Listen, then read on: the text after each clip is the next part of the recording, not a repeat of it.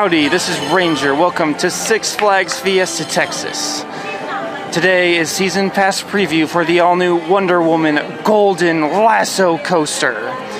Will this ride be white hot like Gal Gadot, who portrays Wonder Woman on the big screen? Or will it be just as forgettable and mediocre as the movie itself? Time to find out. Here's the entrance to Wonder Woman Golden Lasso coaster. It's a bit simple. We do have this nice statue of Wonder Woman around the star barricades and the tall temple-like atmosphere. I like how they're pumping in the epic music in the background. This is definitely the most anticipated RMC in the country. And by the country, I mean Texas. But this is RMC's first steel roller coaster they built from the ground up. And it is also the first single rail roller coaster. I'm standing in the queue here. Capacity has been a worry for many people about this ride, and there are only 3 8-person trains. And so there is a single rider line here, so that can help you reduce some of the wait time. They're building this queue house here. It's a temple queue house. It looks like it's going to be a nice touch when they finish it. The setting and the scenery for this ride are both very strong, as we're packed into the corner next to the Cobra roll of the Superman Krypton coaster. So I want to give a sham review of this ride, but the Golden Lasso compels me to tell the truth. This ride is really unique. Of course, as mentioned previously, this is the world's first single rail roller coaster. Just one rail, I believe it's 16 or 18 inches in diameter. One person seating, and this allows you to do some things that you can't with any other roller coaster that's ever been made.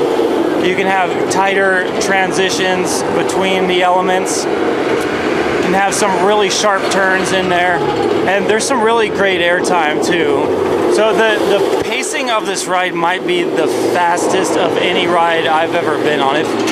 If not, it's pretty close. It's almost like this entire ride is just one long element. Basically, the next element starts as soon as you exit the first one.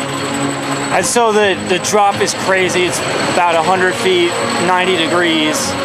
And then after that, we have a turnaround here. I believe they invented a name for this one, but it's something like it's close to an Immelman.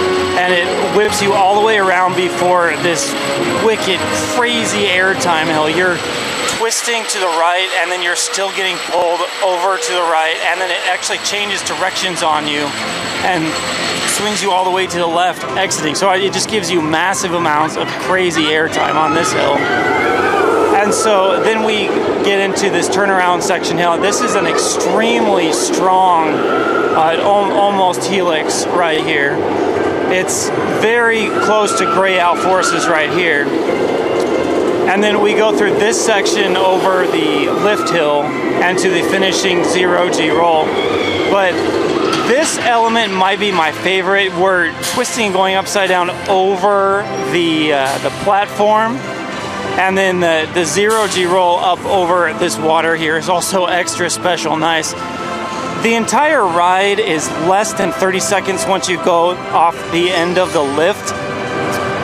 And so that's a huge flaw of this ride, is that it's so short. But everything just comes at you lightning fast.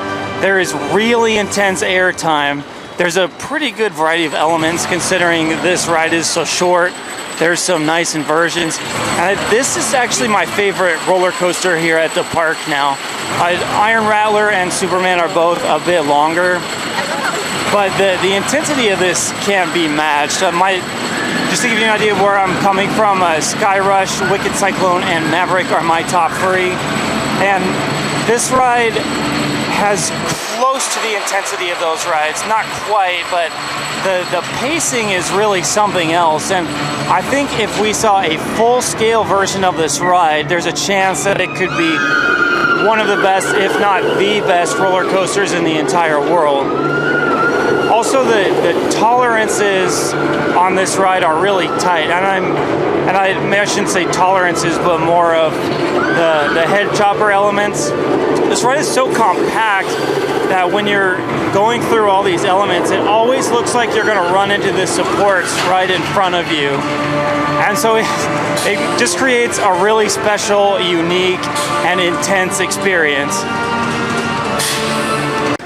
Fortunately, I found this sign out on the midway that gives us the names of what all the elements on the ride are. So there you go, that first inversion is the Raven inversion.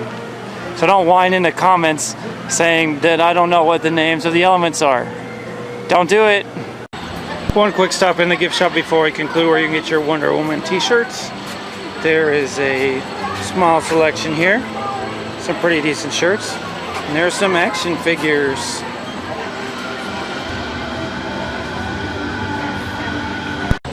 You certainly don't want to leave without getting your Wonder Woman blue teddy bear. So thanks very much for watching. Be sure to check out all of our social media channels on the links listed below. We've got all sorts of great content on our YouTube channel, coverage of all the amazing roller coasters around the country. And see you next time. This is Ranger signing out from Six Flags Fiesta Texas.